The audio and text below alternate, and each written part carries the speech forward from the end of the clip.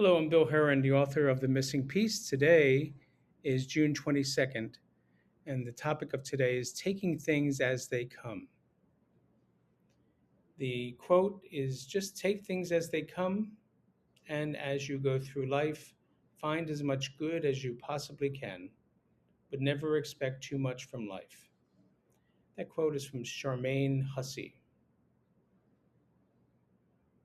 What gets people knotted up and creates much anxiety are both the expectations we have about life that is yet to come and the resistances to what is already here.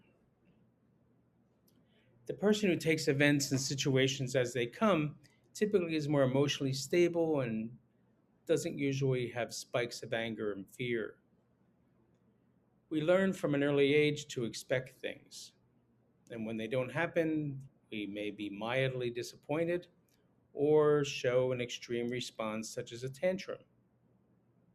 Expectations are a setup for you not to be in sync with reality.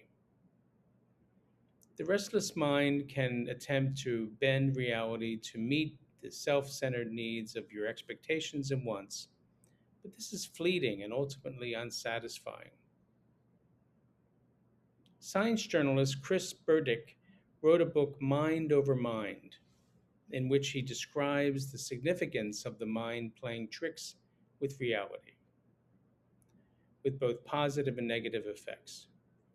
We often jump to conclusions about situations we find ourselves in, or even who we are at a particular juncture in our lives. Instead of taking things as they come, we attempt to orchestrate reality to fit our desired outcomes. A very common example in my experience is hearing someone speak about the reason their spouse filed for divorce. Sometimes the person will contort the relationship leading up to the divorce filing to demonize their spouse while taking little responsibility for the disillusionment of the marriage. When we fail to take things as they come, we tend to import judgments and emotional labeling onto the person or event itself. The judgments and emotional responses are the restless mind's defense against attempts to avoid getting scarred by a person or event. When we allow things to come as they will, we pass them on much more easily.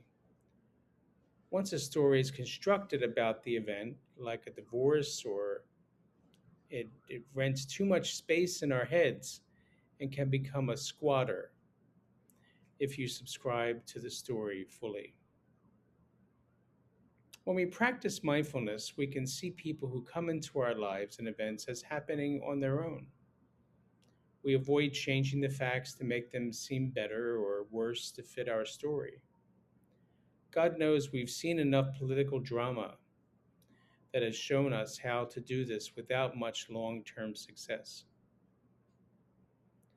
So today, let's be an observer participant in our own life, while keeping what comes uh, sort of in the view, and not really pushing it back against reality. And then just keep on going. Thank you for joining me today on this entry of The Missing Piece, and I look forward to you joining me in future readings. Thank you. Have a good day.